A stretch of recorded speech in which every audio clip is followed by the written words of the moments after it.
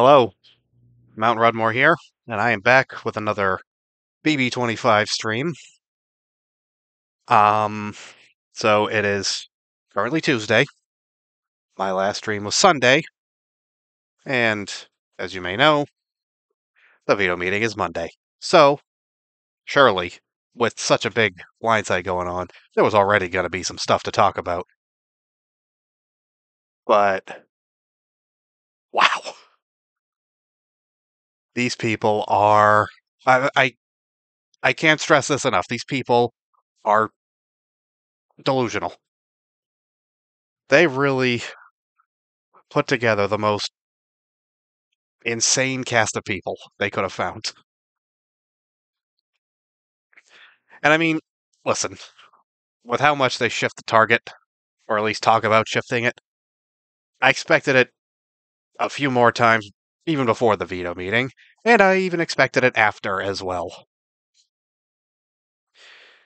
But even so, these people just continue to outdo themselves.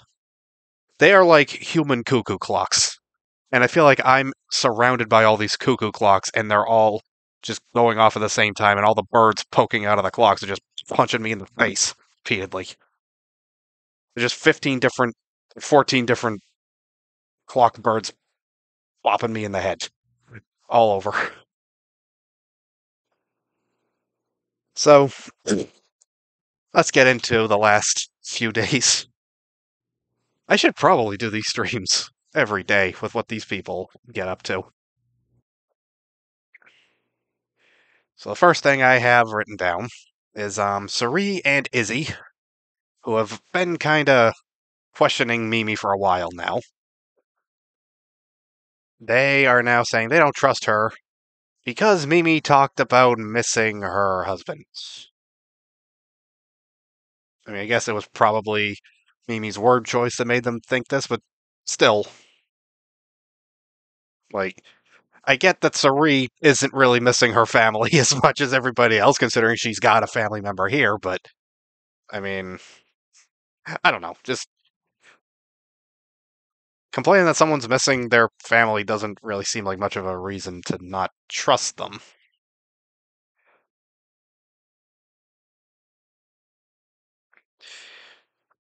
We get a new alliance. And this is an alliance mostly made up of people that I want to see do well in this game. And it's called the Savage Seven. And the 6 people who I'm rooting for are Felicia, Sari, Matt, Jag, Blue, and Izzy. And then there's also Jared, who, I've said this before, he's been saying some really questionable stuff for a while now. And don't you worry, we got some more stuff. But yeah, that's the new alliance. And I'm just like, I've said this before, like, I'm so happy to see my top 3 preseason picks, Blue, Jag, and Matt, getting in with the most well-positioned people in the house. So, I'm like, I really would like for this alliance to be real, for the sake of my draft team.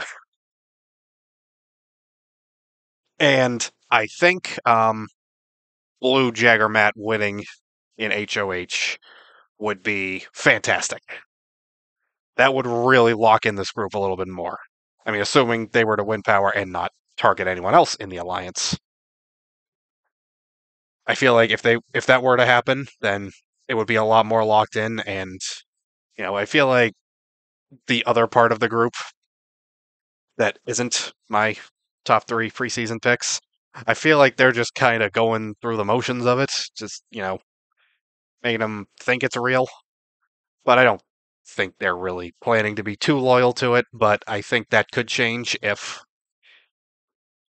the right person wins HOH and keeps the group together. So yes, I want this group to succeed, but it starts going off the rails almost immediately because they immediately start second guessing the name. And I think they have settled on the 7 deadly sins now, for this alliance name.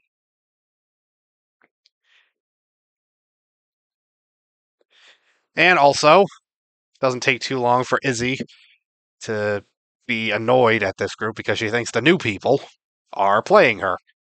And it's Big Brother. You should assume everybody's playing you. Like, I know you have, like, attached yourself to Suri like like a parasite, but the fact of the matter is Suri's playing you too. Everybody's playing you. That's what they're supposed to do in Big Brother. But, that's just Izzy for you. She just freaks out about everything. Also, Jared had previously told Corey that this group of people in particular was starting to come together. Even before it did. Even before they met up and, locked it in as a unit. Now, this was something I was legitimately concerned about on Sunday. Los Angeles, for the first time in a long time, was hit by a hurricane. I spent a long time thinking hurricanes were like they couldn't even hit Los Angeles because they always seem to just start in the Atlantic, and they hit like the East Coast. So I'm like, how? For a while, I was like, how is it even possible for a hurricane to get to LA? But here we are. Totally not climate change related. But yeah, a big hurricane hits not even just LA, Southern California in general.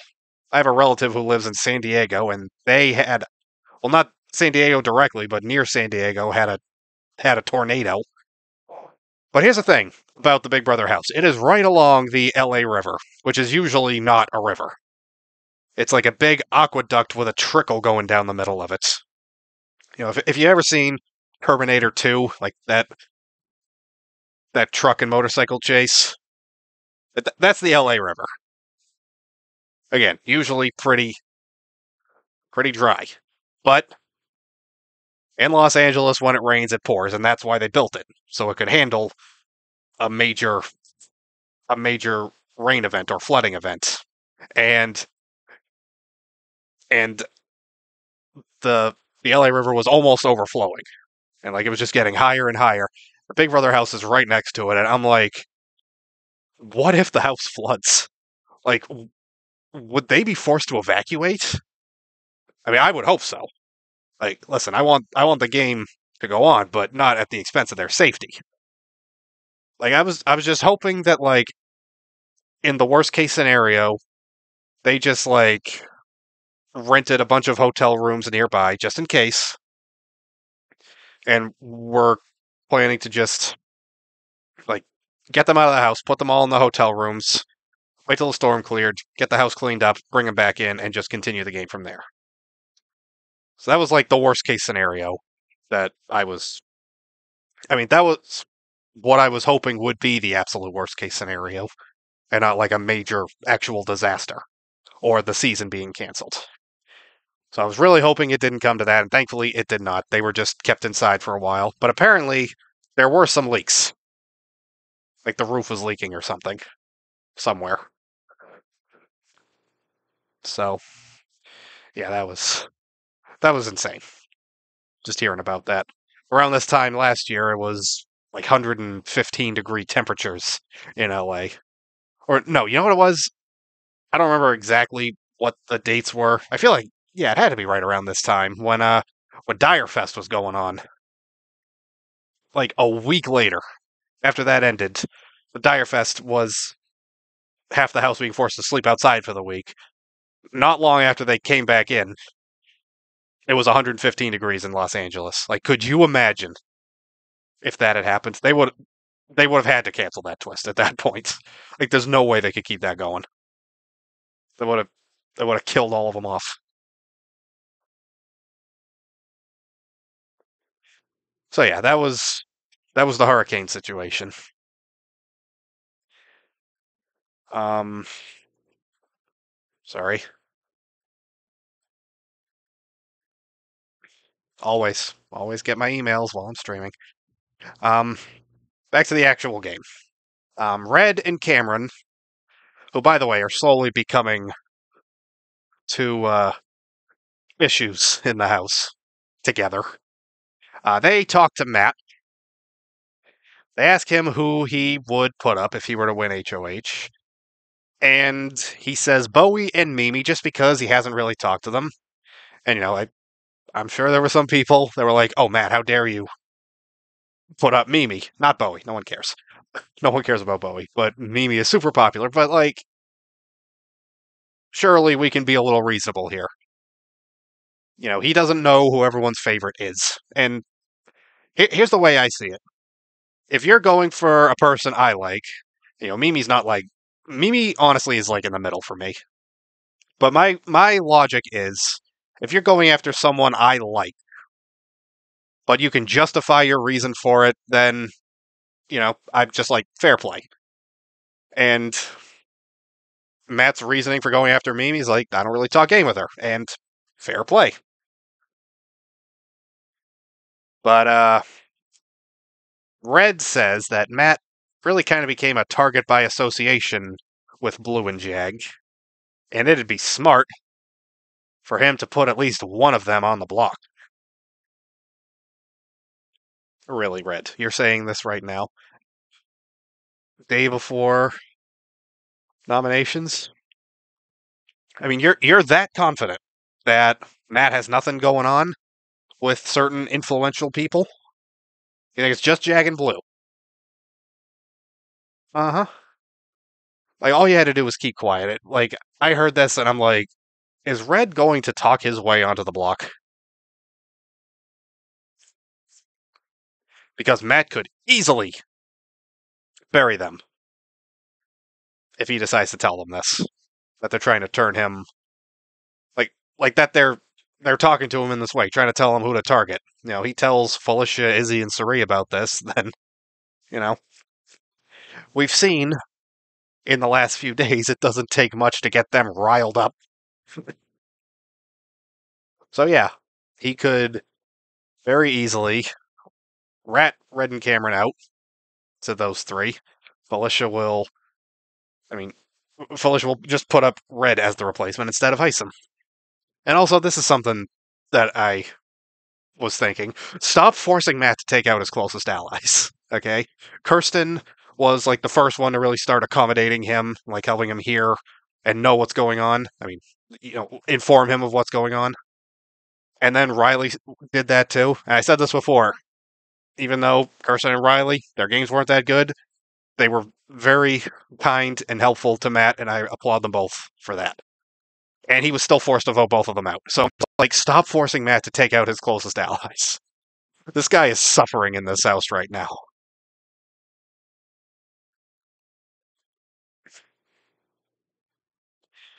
So then we get to the first Jared Blue encounter I want to talk about. Don't worry, I have a few.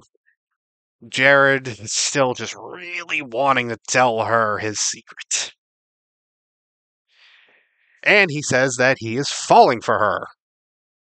Oh, showmance? But it turns out they both have people waiting outside. And this is no-mance. For me, it's a nope-mance. I just say nope.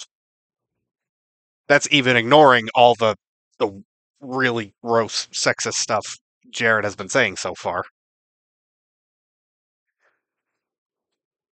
But here's the thing, Blue's relationship, I've heard kind of conflicting things. I've heard it's a brand new thing, and then it's also she's been talking with her ex. So there's a little bit of a gray area there that I'm not really sure what to think in regards to Blue. But Jared's has apparently been going on for several years. And she's watching his dog right now. Dude.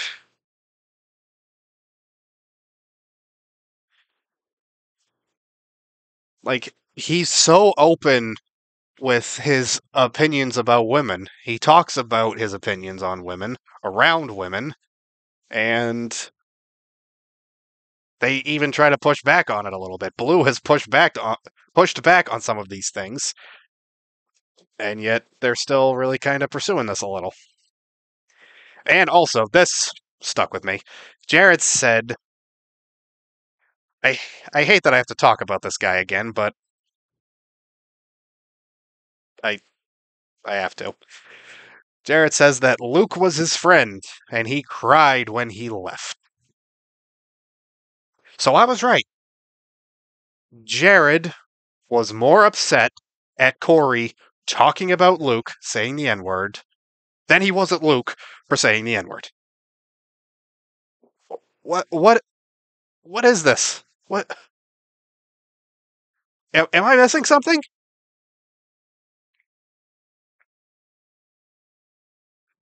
Oh, it just it doesn't make sense to me.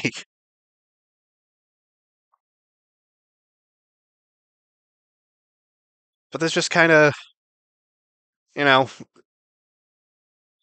this Jared is a prime example of toxic masculinity. You know, they all these broy type of guys who just love to say out of pocket stuff that is like in one way or another disrespectful to another group of people, be it black people in Luke's case or women in Jared's case. You know, it's like they have this shared toxicity, and it's like it's like they it's like Jared is overlooking the disrespectful thing that Luke said because Jared is also disrespectful to a group of people and he can connect to that. That's that's my theory about it. And in regards to him not loving Corey talking about it, Corey is not an example of toxic masculinity. He is literally like the nicest guy in that house. Like Matt and I guess Jag are like his only competition, but Corey, Corey has got Corey's had a big online female fandom for a while now. Matt, he's been starting to get his the last little while. But like, you know, I hear all these guys talking about like, you can't say anything anymore. They're just gonna disrespect you anyway. Like no one will ever appreciate what you say. And yet here's Corey and Matt, and to a lesser extent Jag, that are really very well liked, at least on a personal level, from people in the fandom, from women in the fandom, because they're just nice guys.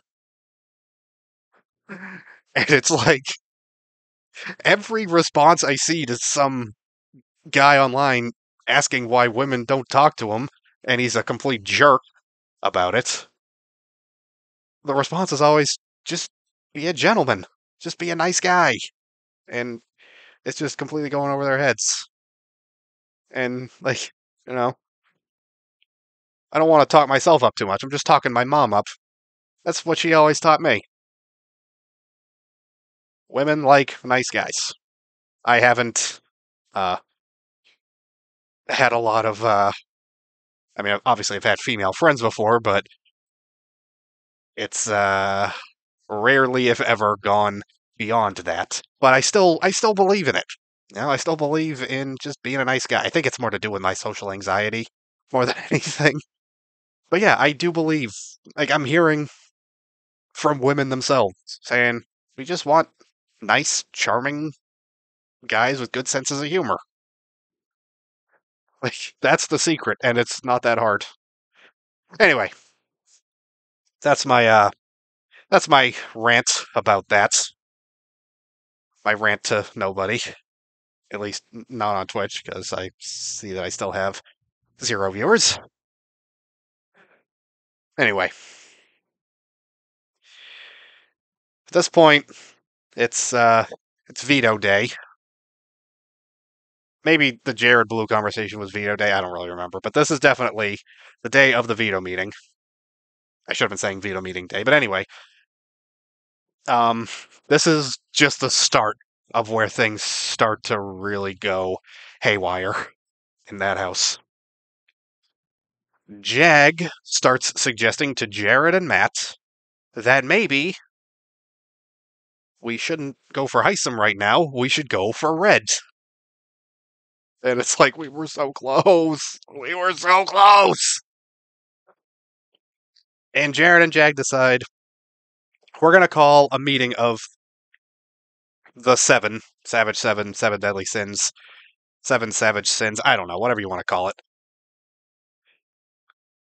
Decide to call a meeting of their group just before the veto meeting. Felicia tells Bowie she plans to use Hisam's chess analogy, why take out a knight when you can take out a king. She plans to use that against him. And it's like, Felicia telling Bowie, like, yeah, Bowie's in the professors, but Felicia is not especially close with Bowie. I mean, let's just face facts about the professors here. They are a group that came together only because Jared told Suri that everybody else was together. And like they were literally about to bring Luke in because they realized he was not part of it either, and then he said his stupid thing and he was gone.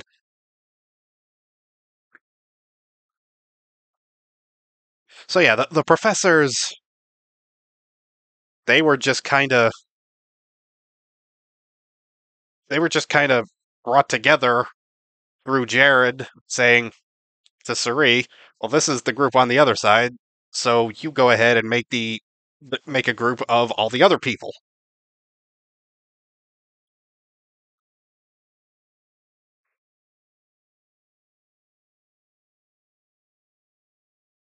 So yeah, the professors was not built on a solid foundation. And yes, Felicia and Bowie did kind of have a thing going about how, we're the older ones. So like that was another part, I guess. Like, okay, that was kind of the bond. The strongest bond of the professors, but it wasn't really good enough because at the end of the day, these are people who have more life experience and therefore have more perspectives on things, and as a result, all these perspectives that they all have kind of send them all in various directions. But yes, by Felicia telling this to Bowie, that's just one more person that is like going into it thinking, oh yeah, I know what the plan is. And if that were to change, then Bowie would just be like, so did you lie to me or did you change your mind without telling me? Either way, it doesn't feel like I'm all that important to your decision making. So I'm just thinking at this point it would be like backing out would be bad for Felicia. And I'm just like, please, just start the meeting soon. I was feeling like it was a little later than usual, but I'm like, I don't know. I don't really keep track of it too much. Felicia did mention to Bowie that she does want an all-female Final Five, which is just minus Blue and America, all the other women in the house. She tells Bowie that, like, yeah, Mimi is a little, waffly right now, but like once she sees what we're doing, once she realizes that this is how we're going about it, then she'll trust us and she'll be more with us.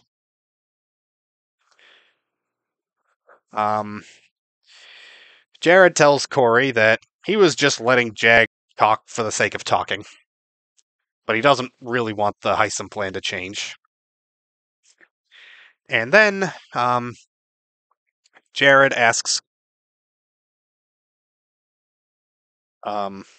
he asks Corey, so what's going on with you in America? Is there some kind of thing happening? And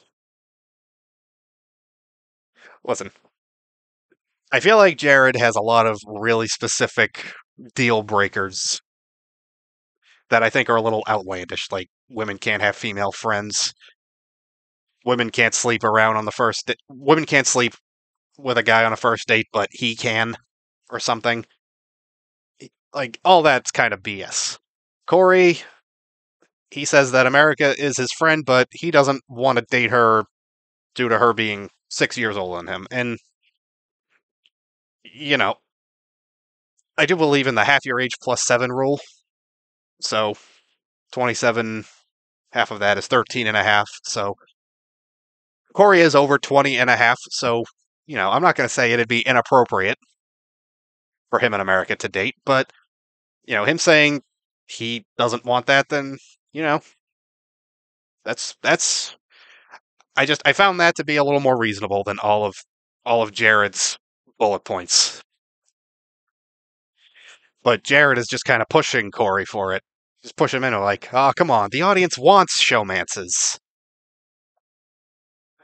And it's at this point I realize Jared, if he's not a recruit, then it's only because Sari was like, okay, so I want to be on Big Brother, but I want my son to be there too. So, Jared, you go apply for Big Brother, and then we'll make this happen. Because there's no way he knows anything about this show, about this fan base, what the audience wants. Like, we're here for the strategy. Very rarely do we give a crap about a showmance. Like, it has to be two interesting and intelligent people who are, like, focused on the game as well as their relationship. That's why, it never really happened, but it's why a lot of people wanted Taylor and Joseph to happen in the house. I mean, obviously it happened after, but in the house, they were just kind of flirting a lot. But they had really great game talks with each other. They had just generally intelligent conversations with each other. So it's like, that's the kind of showmance that the people want. Whereas Jared seems to think that, like, Kyle and Alyssa were a thing last year, and everyone loved both of them. So clearly, it's what the people want. And no, this isn't Love Island, Jared.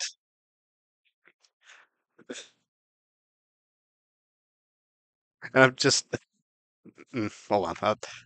I was gonna say something about a Taylor tweet, but I'm gonna get back to that later if I remember it.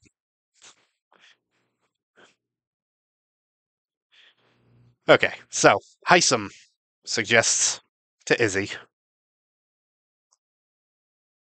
that they should consider putting up Jared and Corey as nominees next week because this would separate them from Blue and America because Hisam sees them both as showmances and he's only half right, well, like a quarter right because one is like about to happen and the other just isn't happening at all. But like he's telling this to Izzy, Cerie's adopted daughter, Jared's adopted sister. I'm like, if this doesn't seal his fate, nothing will.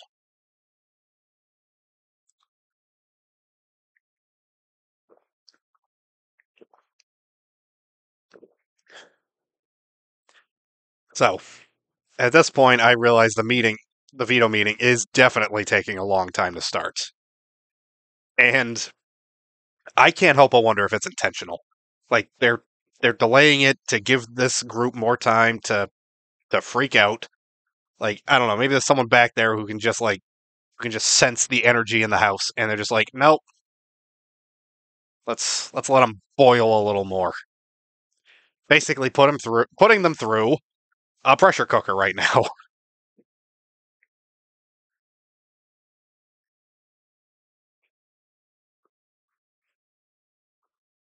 And then just I have so many more notes before the veto meeting actually starts. That's how long it took. It was unbelievable. Anyway, things just keep going awry. Felicia confronts Jag, and she's like, "Why is Blue talking so much to Red and Cameron all of a sudden?" And personally, I would have asked Blue this question, but she just she's just going up to Jag and like, "I will change things up right now if I find out that you're screwing with me." She says something a little more vulgar than screwing, but you know, again, I don't curse here because what if my mom sees? Um, But she's like, I'll change it up if you're playing me. He swears that they are not playing him, but she calls him out for telling people she, Suri, and Izzy switch their votes. And of course, he doesn't really know how to respond to this because how could you? I've honestly been thinking, like, first of all, in that situation, I would also just be a blathering idiot that would be endangering probably not my own safety if I was in Jag's exact position because I'd have the veto, but I'd probably be endangering someone close to me.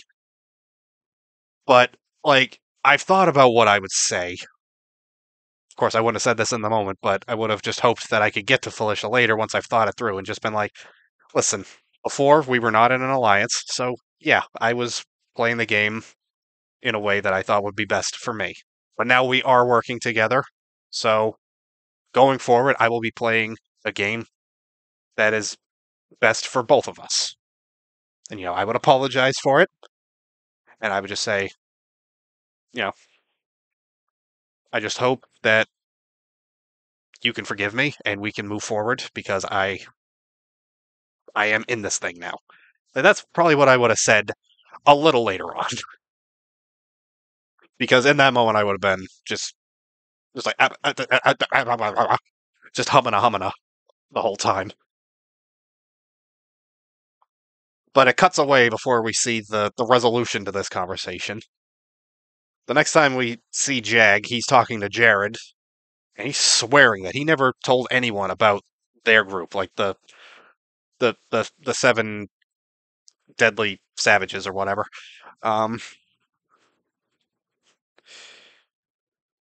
Jared's like, listen, she's just being paranoid right now, that's all. And Matt is reassuring Felicia about Jag. Sari reassures Jag about Felicia. Jared goes to Felicia, and she's like, he says to her, I believe that Jag is on board with us. I genuinely believe him. And it just seems like all of this is just like production is just trying to get as much chaos out of this group as possible so that they can end tomorrow's episode on a cliffhanger and show us the veto meeting at the start of Thursday's show, which I think would be a huge mistake. Honestly, this is what they should do. They should get the the veto competition on tomorrow's episode over and done with 20 minutes in. And then just have the next 30 minutes be all the chaos of the last of the time between the veto competition and the veto meeting.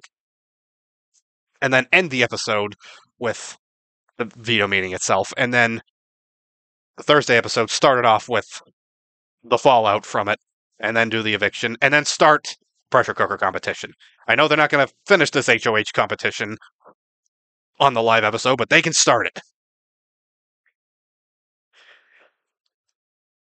So it's just like they're dragging this out to let them spiral more so that they can get a cliffhanger. That's my theory.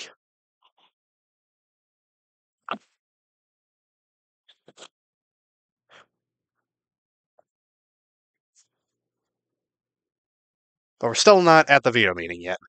Matt starts talking about his doubts about Corey, and Felicia believes him. And Izzy kind of has to come in and be like, "We're still putting up Hisam, right?" And Felicia's like, "Yes, we are." So, I mean, yeah, she said that, but I'm like, I don't know if I believe you, even if you're telling the truth right now. This group, this core three, there I go saying that word, but Sari, Izzy, and Felicia, they are, as a trio, they are so volatile. You know what? No, I take that back. On their own, they're volatile. They change their minds at the drop of a hat, and they lose their minds when they change their minds. It's like when they change their minds, it's like there's a time that they have no mind. And in that time, they're just saying anything.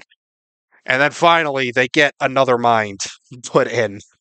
And then they start getting a little more rational. When the three of them are being irrational together, I mean, just I feel like I need to take a Xanax or something.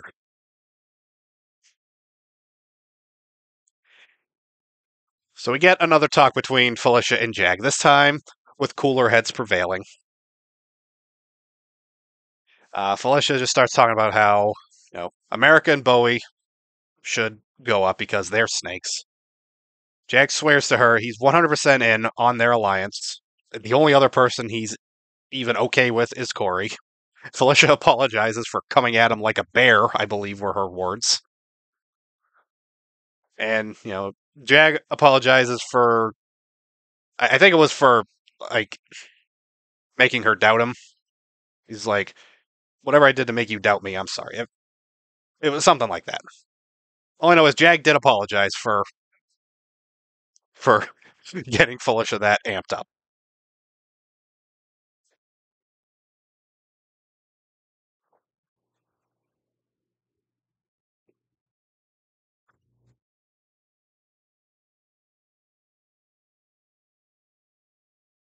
Felicia tells Suri and Izzy that she doesn't want Corey playing both sides like he is. So it's like, Felicia's kind of in the time between minds right now, but Suri, thankfully, is in a level enough headspace, and even Izzy for the moment. I feel like Izzy's definitely the one who changes up the most rapidly, but in this moment, Suri is just like, we want Corey in with them so that he can keep giving us information. Just, they want him in that alliance, which is not super real, but they think it is. Again, it goes back to the middlemen joke that Corey made. But they think there's an alliance of Red, Cameron, Bowie, and Mimi. Cerise says, never talk real game with Bowie again. And Izzy says Mimi too. So it's not just Hisam.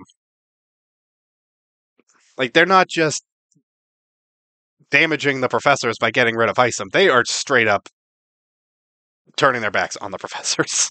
Like, they are not in anymore. Like, they are planning on backdooring Hisam, and they are dropping Mimi and Red and Bowie. Because they weren't brought together naturally. They call themselves the leftovers last year, but at the end of the day, they came together and realized they had similar game interests, and that's what enabled them to seize control of the house. The professors just got lumped together because they were truly left over.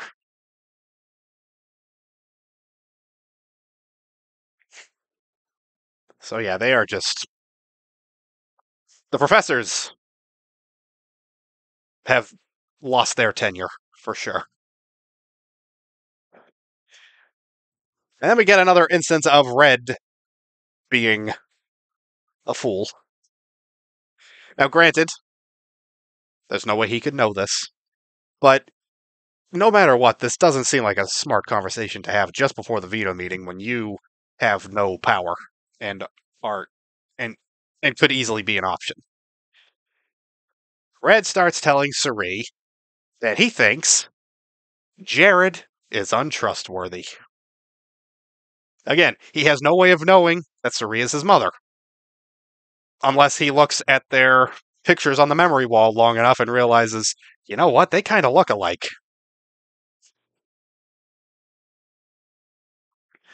At this point, Izzy hasn't told anyone that Hisam is also thinking about going after Jared, or at least putting him on the block. And again, I'm just thinking to myself, there's no reason to delay it this long, other than to make them go crazy and possibly switch things up. I don't know. I feel like there's maybe someone behind the scenes that was really trying to give Hisam as good a chance as possible to not be backdoored by just letting these people talk. But finally, at long last, fees go down. The veto meeting happens. And when it comes back, it turns out that Jag, as expected, saved himself with the veto. And Hisam was nominated. And I just breathe a huge sigh of relief. For and that calmness lasts for about until my next breath because I realize they can flip again.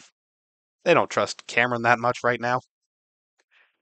Apparently, things got a little tense during that veto meeting. At first, I was hearing like security got involved, but I don't think. I feel like that kind of turned out to be some nonsense. But apparently, Isom was just shooting death glares, which I would say are warranted.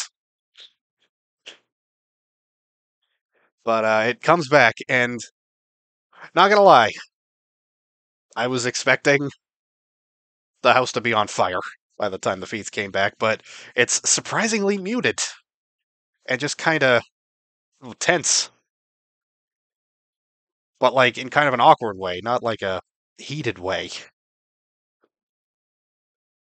Hisam, he apologizes for not listening to Sari and Izzy and them, and just for like not making them feel heard, and just generally being too aggressive. But he swears that America is responsible for them getting bad information about him. He swears that he was 100% loyal to them. And Sari is annoyed that he's denying everything.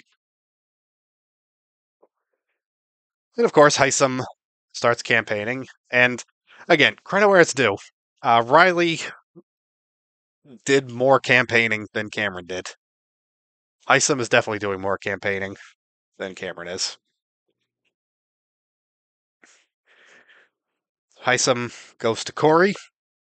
He's like, I was never going to target you. Really? Like, we're not going to forget how much you hated him and how openly you hated him.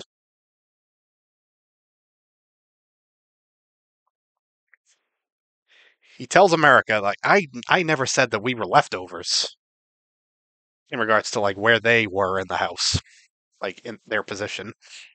But he did say that. And she's like, don't you try to gaslight me. He's like, I'm not trying to gaslight you. But like he is. I mean, I guess it would kind of depend on if he genuinely believes it or if he doesn't remember. Okay. Devil's advocate here. Hisam never stops talking. Do you really expect this man to keep track of everything he's ever said? Everything he's said since he got here? When he never shuts up? So yeah, he might just genuinely not remember saying that.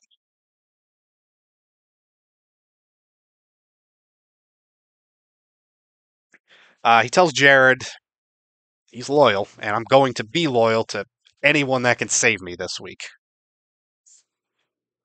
He tells Jag he will work with him and go after the ones who put him in this position. And that last one in particular, like really what he told Jared and Jag, like combination of those two things is really kind of the crux of his campaign from this point on.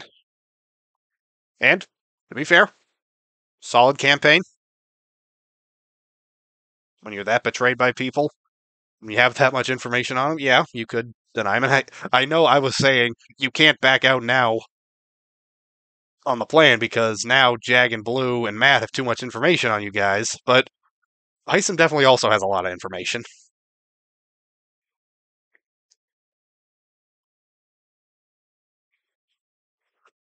Now, granted, they had kind of let word get out about the professors being a thing.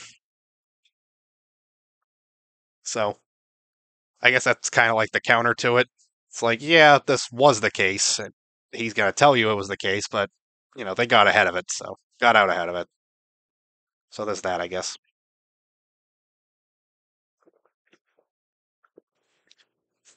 Now, America had earlier talked about wanting to talk to Hisam in front of everybody, which is otherwise known as a house meeting. We haven't had a We haven't had a really good one in a while. Like, the one last year was after Michael and Brittany buried Kyle. And that house meeting was more, that was more of like a group therapy session than a, like, house meetings, people want blow-ups. Like BB20, the the one Haley called, which had Tyler and Bailey get into it. And see, that one I think might have been a little too much. I mean, how can you not say that house meeting was too much when Bailey literally bit her tongue in the middle of yelling and kept yelling, and like her tongue was bleeding. Like, Bailey literally hurt herself. So just for that reason alone, that that house meeting went too far.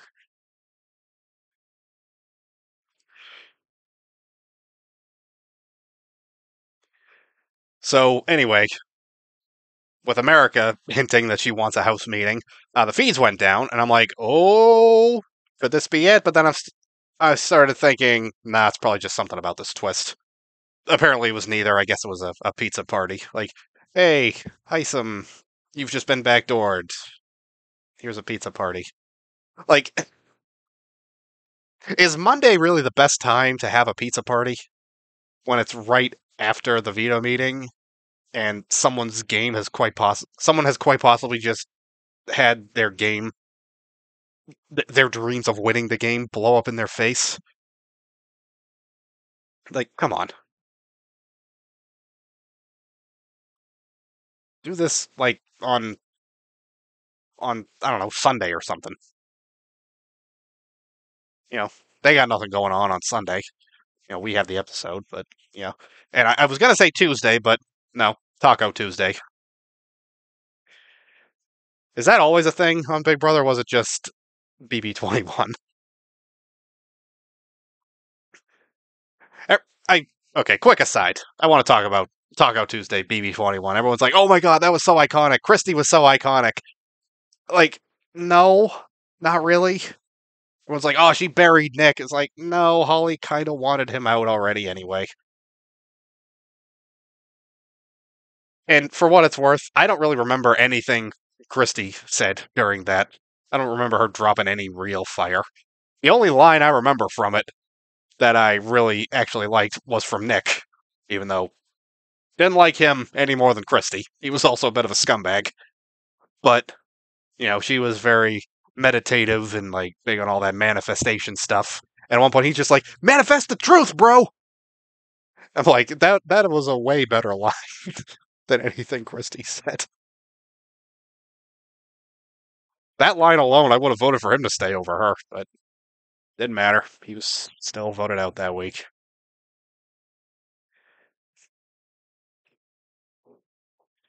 Anyway, going back to business. Hisam goes to Izzy and Sari separately, but says the same thing. Like, he's sorry for grouping people by identities in the way he did. Like, he's like, he goes up to Jag and he's like, we got this Middle Eastern thing going on. Or no, sorry, scratch that. Egypt's not the Middle East. It's Africa. I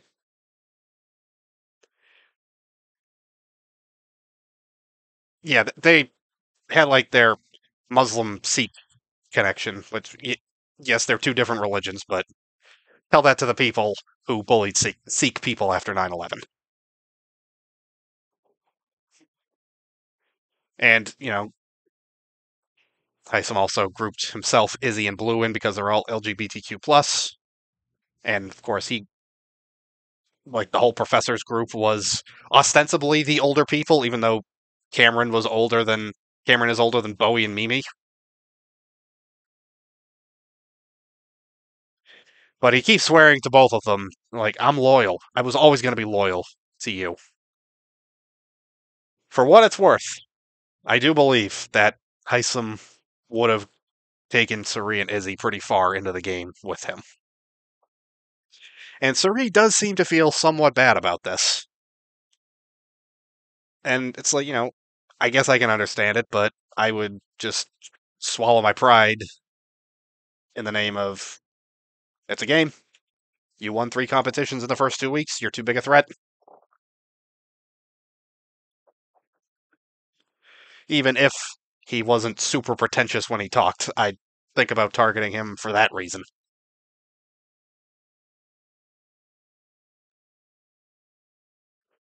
Hisam talks to America again. He tells her that there was a 7-person alliance that worked against her side of the house. And he says, Cameron ratted you out. Which, from his perspective, is the truth.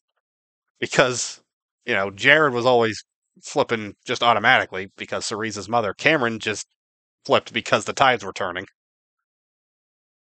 And America believes it, and she talks to Blue about it. Blue talks to Felicia about that conversation. And Felicia's like, oh yeah, it was called the Professors. It was 7 of us. But, Felicia said it in such a way that's like, yeah, that's not a thing anymore. Because it isn't.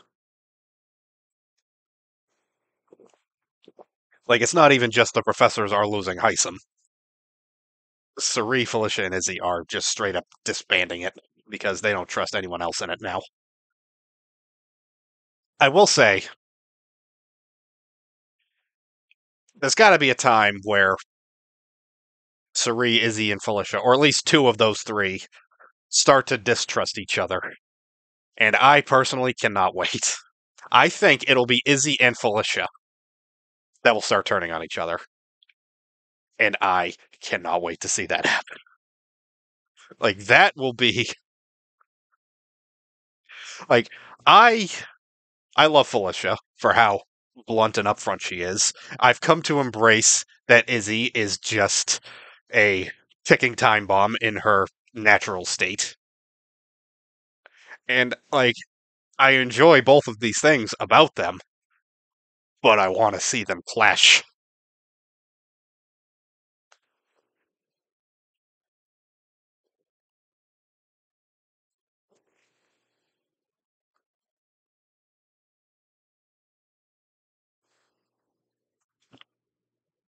So Matt and Jag are talking. Hisam joins them, and he tells them about the professors. And Cameron was ratting everything they did out to the professors while he was supposedly with Matt and Jag and Riley and Blue. Uh, while they were supposedly the handful.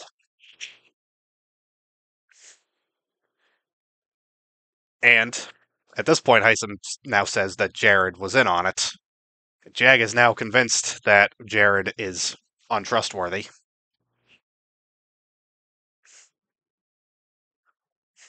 Jag is also getting concerned at how quickly Cerie and Felicia turned on Hisam. Like, they had this whole alliance going on, and they're turning on him week 3. First chance he's vulnerable. Will they do that to me too? But Matt pushes back on this, saying that he really trusts Cerie. Jag senses that they're pushing America because she's the only one that they aren't aligned with. Well, really, Cerie, for the most part. Like, Jag really seems to think that, like Cerie is kind of the nucleus of this whole thing.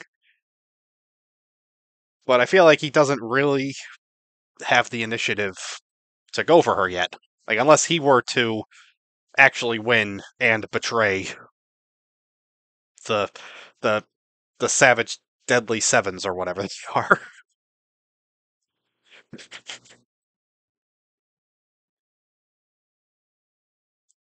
But yeah, Jag is sensing that, like, a lot of people in this house are very well connected. It's like, Jag is a smart guy, he's just way behind.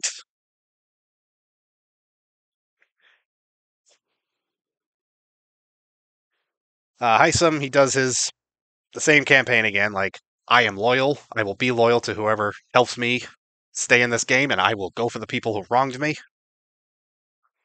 So while he's doing that, Jag, Cerie, and Izzy are talking about how he's doing the same thing that got him where he is now.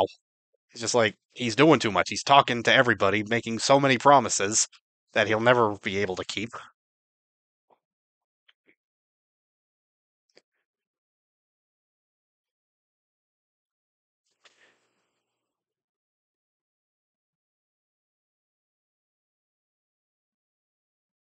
And Hisam, like, he talks to America again, and this is like confirming that it was the professors.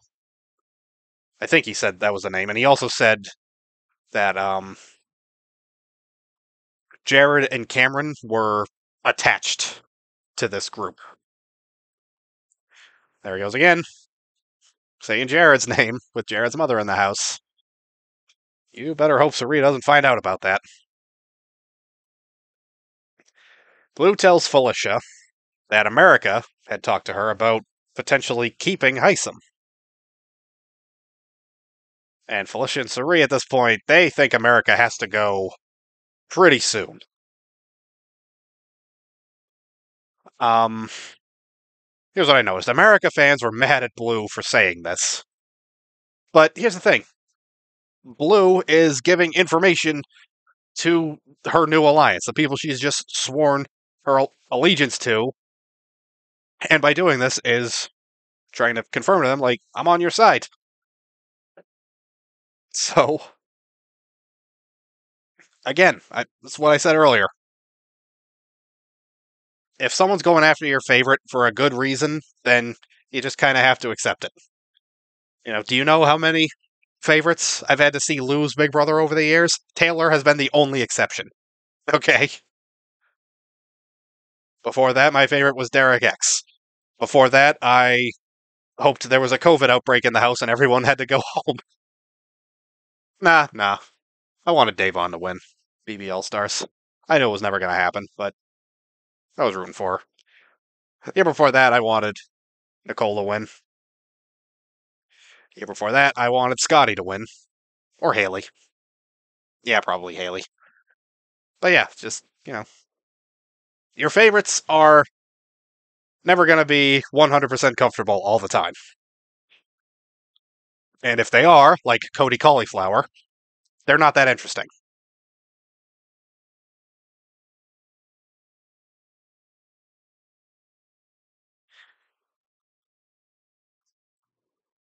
Izzy is mad at Hisam for going around telling everyone about them, about their alliance as part of his campaign. And, he was obviously going to do this, but that's why you make other alliances, better connections, i.e., the seven savage deadlies or whatever. I'm just gonna keep screwing up the name as many times as I can think of. Well, yeah, that's the counter to that. He's gonna give out all the information he has, so you make that information irrelevant.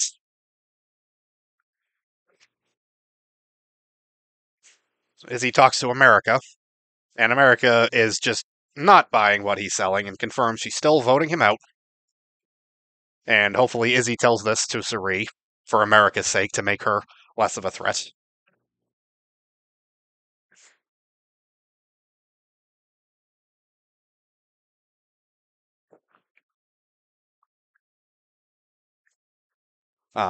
Jag, Jared, and Blue are talking.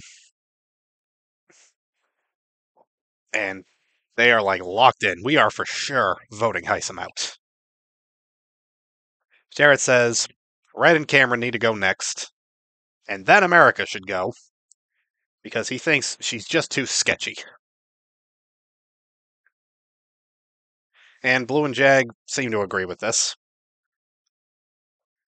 I like America, but, there are right and wrong ways to play the middle. I feel like Corey is doing the best job playing the middle.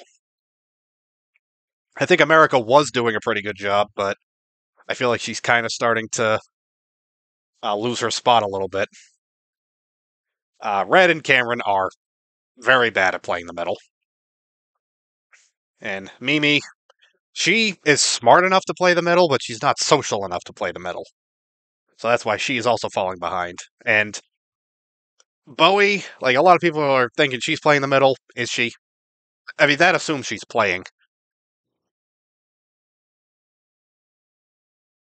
And, okay. So, I have been a fan of Blue From the moment I saw her, I'm like, oh, she's gonna be cool. She's gonna be a really awesome person. And I have enjoyed her as a person, and I still like her as a person, but her taste in men is definitely up for debate right now because despite all the really gross things Jared has said about women around her, and even with all her glares at the camera, I called her Blue Halpert for just glaring at the camera like Jim Halpert on The Office. Like, are you hearing this crap? Even despite all of that, she kissed him. And this goes back to a Taylor tweet from um, when it was, I forget if it was while it was still in the Cerie rumor stage or after it was confirmed she was on, when Taylor said, could you imagine playing Big Brother with your mother in the house? What if you're trying to F? So, yeah, I guess Jared isn't too worried about that.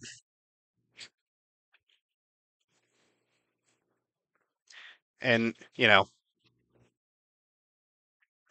Blue, I'm still just holding out hope for her that she can separate herself from him. But with Jared, I'm rooting for a little bit more. I hope it completely derails his game, just like it did with Kyle. Jared has been in a really good position the whole game, despite some really questionable choices. But it all seemed to work out for him until it really just exploded in his face. All because he wanted to make a showman's work. That's what happened to Kyle. I hope it happens for Jared, too. One second.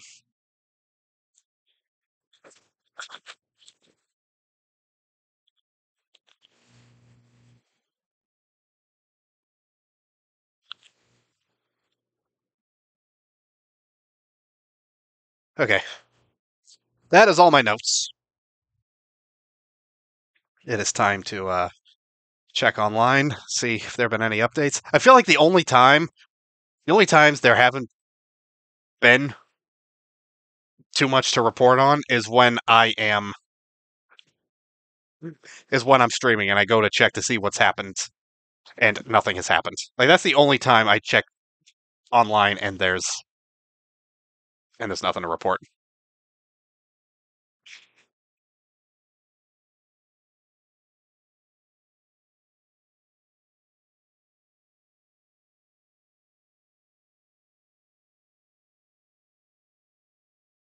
Oh wait, what's this?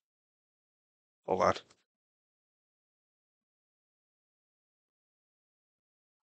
Oh, sorry. Just something about the BB Hall of Shame. I guess that's the blanket that Jared and Blue were making out under. Okay, nothing else on my timeline other than that.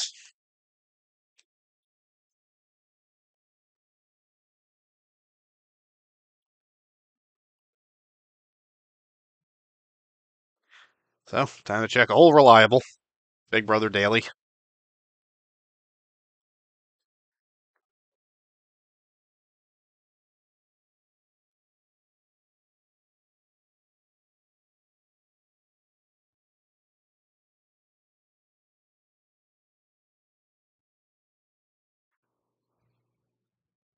Okay, apparently Izzy's talking to Cerie. She thinks that Red is more dangerous than Cameron. Cerie says Cameron is going to wither. He's going to wilt like a flower without water on it once his boy Red leaves, because where is he going to go? Fair point. Cerie says, I want America out. This one has a lot more comments. Izzy says, I know, but she is saying the right things to all three groups. Cerie's like, not us. Izzy's like, it's not working, but she is trying. Okay.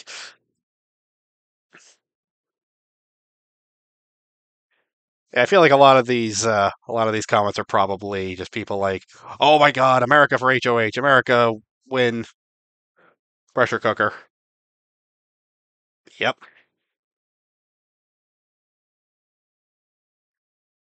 But yeah, people are mad America's getting targeted. Listen, she's not really in. She's never really been in anything with Suri or Izzy. Okay?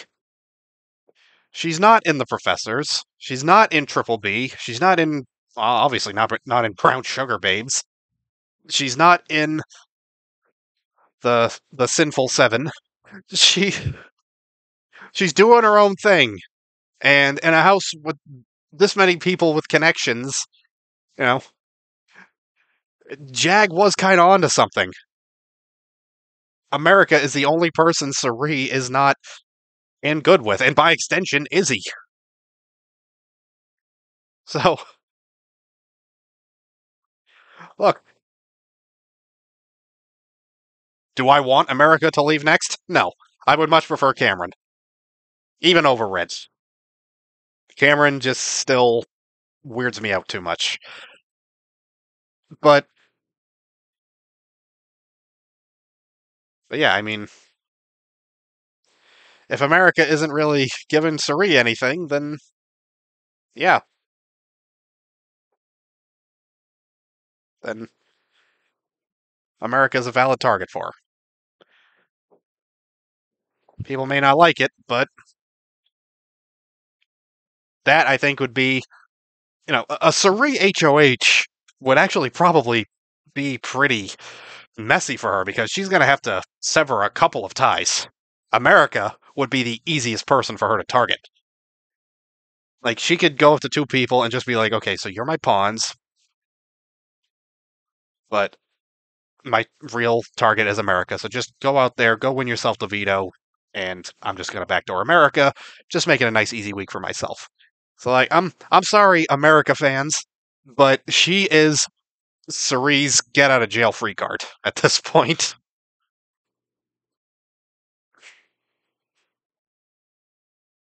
Like, I guess maybe Red and Cameron as initial noms, and then backdoor America. The fact is, Red and Cameron, like these two are dumb. Okay, together they are dumb, and Suri is so smart that she could definitely convince them that like they're going on the block for a good reason, for a better reason. That reason being America. I mean, Cameron might push back a little bit because he'll be like, "Oh, come on, 3 times in a row." But yeah, that's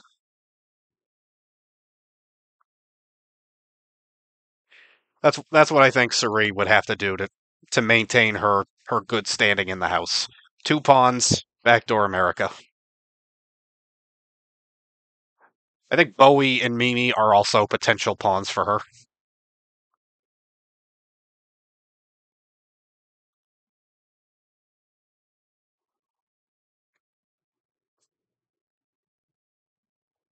I mean, I definitely want Cameron to go pre-jury. That guy he gives me a whole lot of weird vibes.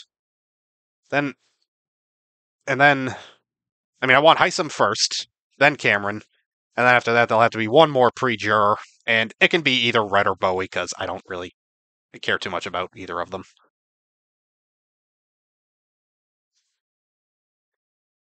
But I do think that America is probably a little shorter on time than she thinks. Like, she needs to make some better connections soon.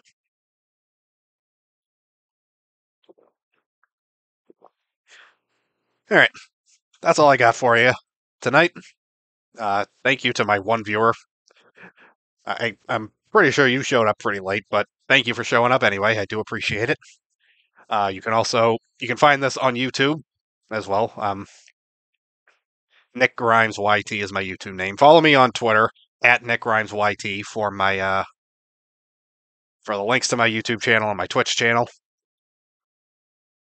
And you can hear my thoughts about Big Brother stuff as it happens. There's been a lot of discussion the last few days. Every single thing that has happened has infuriated somebody. Like the people who were just like, oh, come on, how can you be upset? Like, they're upset now. You know,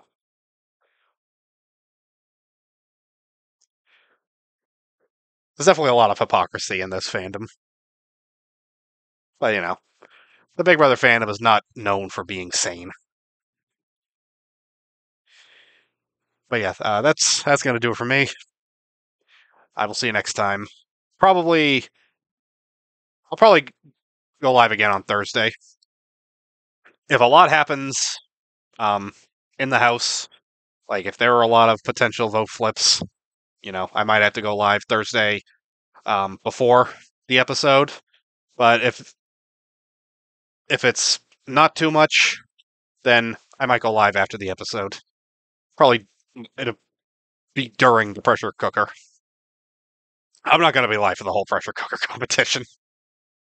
Not a chance. Not when the first one lasted 14 and a half hours. No way. Maybe I'll get lucky and report on a couple people dropping out while I talk.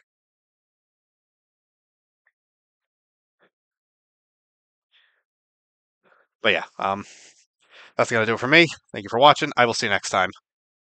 Peace out.